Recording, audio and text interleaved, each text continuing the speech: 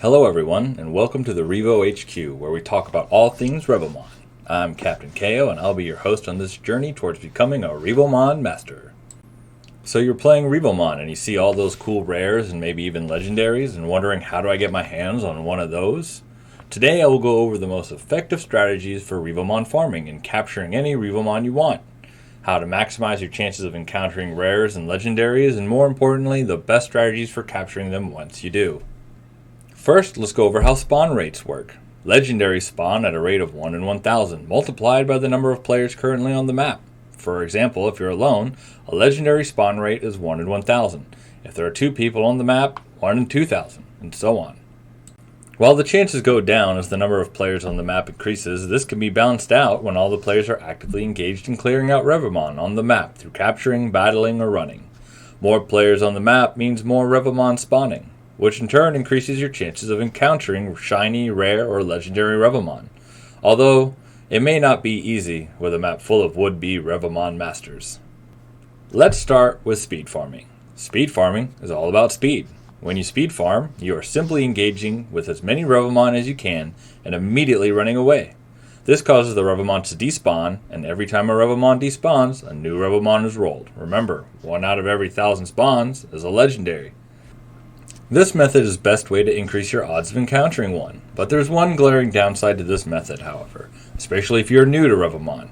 If you are speed farming, you're not increasing the level of your REVOMON or earning any in-game currency. This is where casual farming comes in. Casual farming is a little bit slower, but if done right, can allow you to train your REVOMON without sandbagging the spawn rates too hard.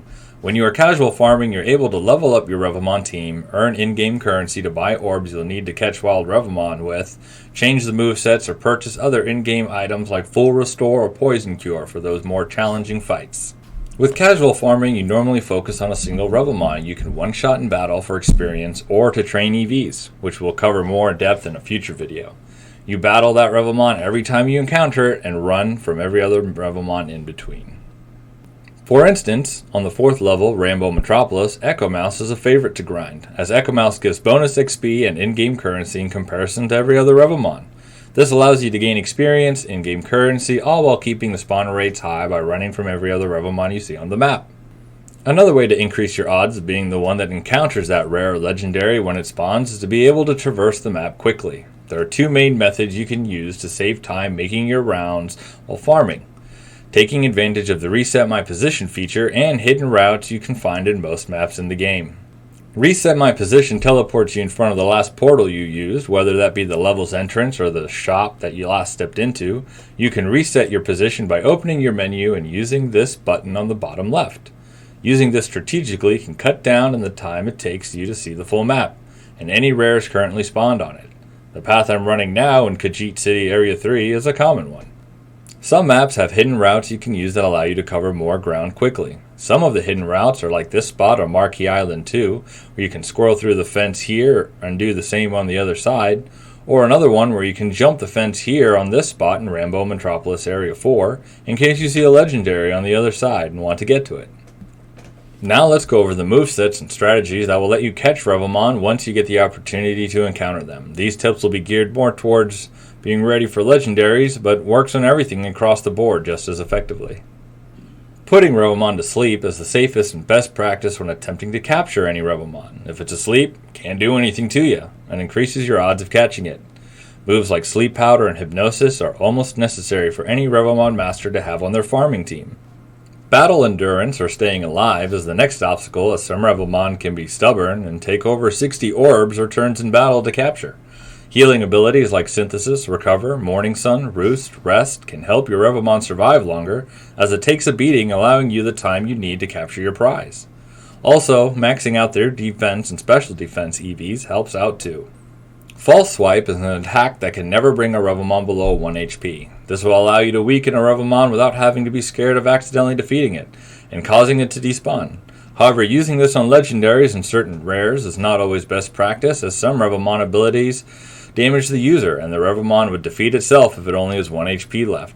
Examples of this would be Loftevo and Dekute, as they can both learn Takedown, which has recoil damage.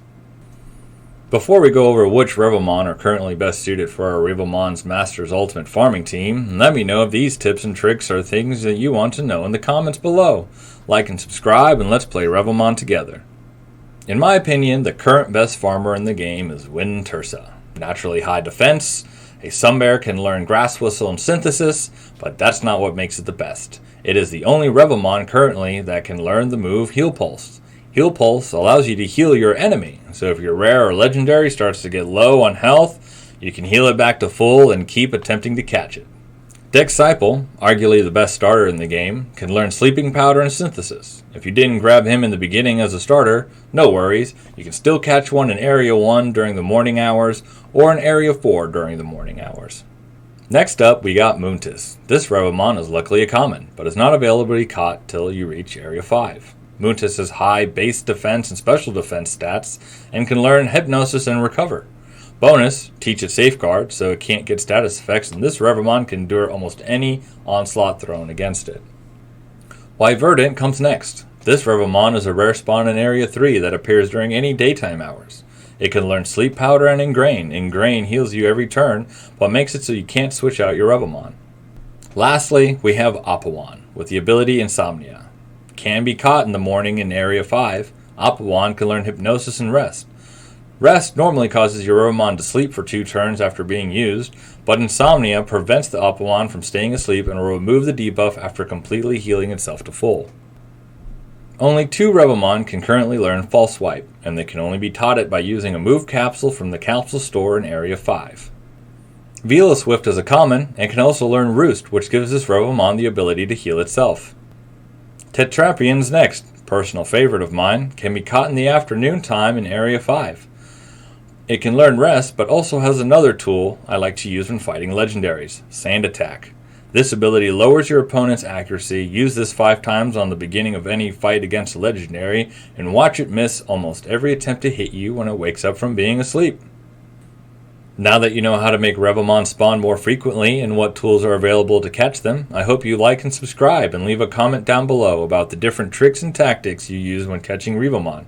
Also, wanted to give a shout out. I just started my own guild, Diamond Dogs, and if you have any interest in joining, just let me know in game. Happy hunting and hope to see you in game soon.